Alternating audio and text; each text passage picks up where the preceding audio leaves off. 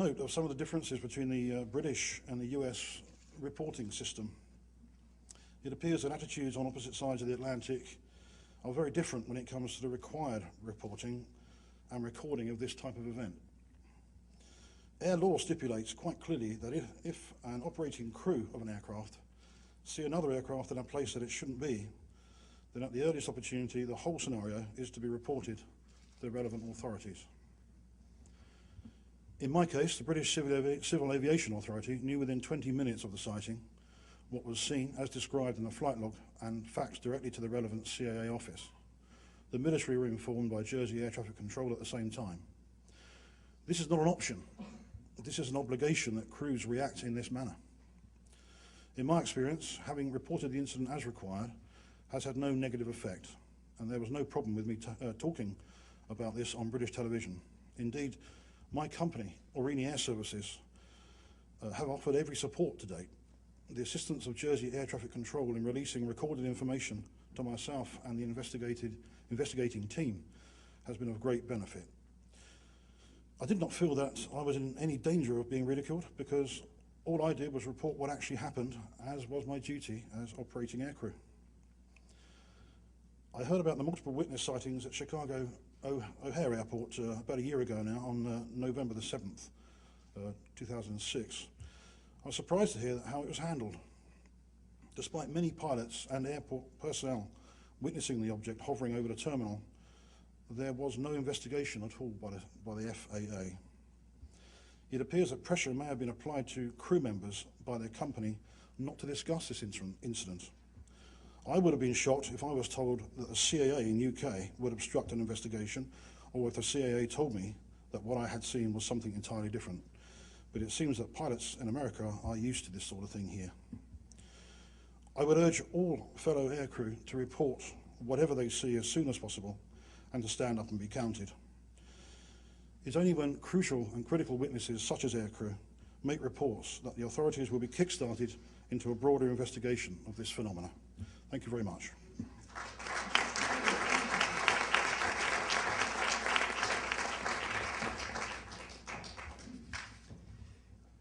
My name's Nick Pope, formerly with the British Ministry of Defence. Since 1950, the British government has received over 10,000 UFO reports. Now, responsibility for this subject rests with the Ministry of Defence, whose remit is to look for evidence of any potential threat to the United Kingdom or anything else of any defence significance. From 1991 through to 1994, I was the desk officer responsible for these investigations. Most UFO sightings turned out to be misidentifications of things such as aircraft, satellites and meteors. But in around 5% of cases, no explanation could be found. And these cases included incidents where reliable witnesses, such as police officers and pilots, reported structured craft performing speeds and manoeuvres significantly in excess of anything that they'd seen military jet aircraft perform. Other cases, including in this category, involved UFOs tracked on radar and incidents where photos or videos were produced and where the MOD's technical experts found no evidence of any faking.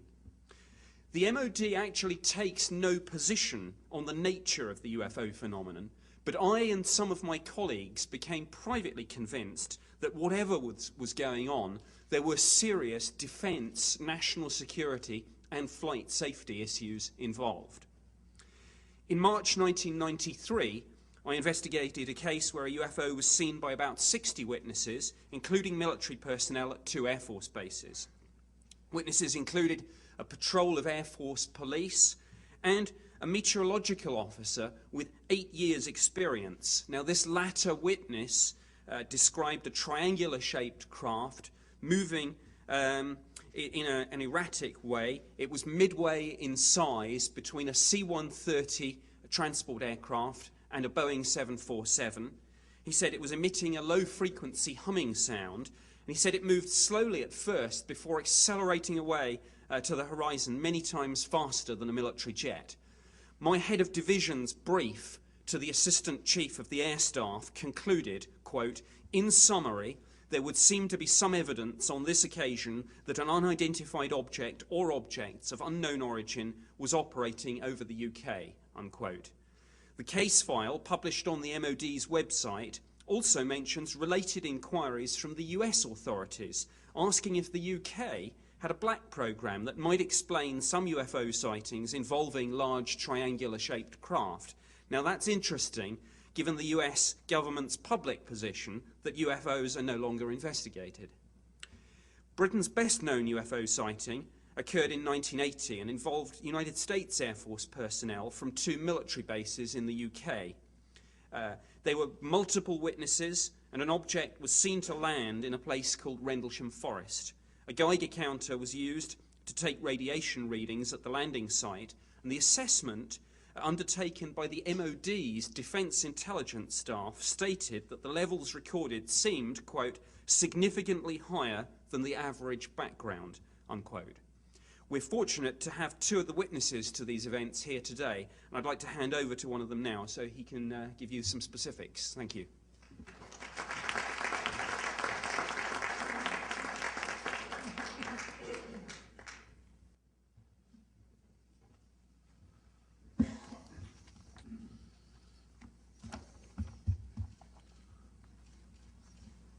I'm not sure if it's good morning or good evening or good afternoon here.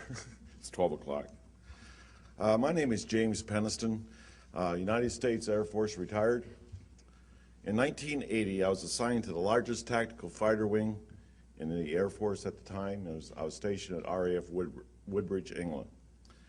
I was the senior security officer in charge of that base security. At that time, I held a top secret U.S. and NATO security clearance and was responsible for the protection of the war-making resources for that base. Shortly after midnight on the 26th of December 1980, Staff Sergeant Steffens briefed me that some lights were seen in Rendlesham Forest, just outside the back gate. He informed me that whatever he seen didn't crash.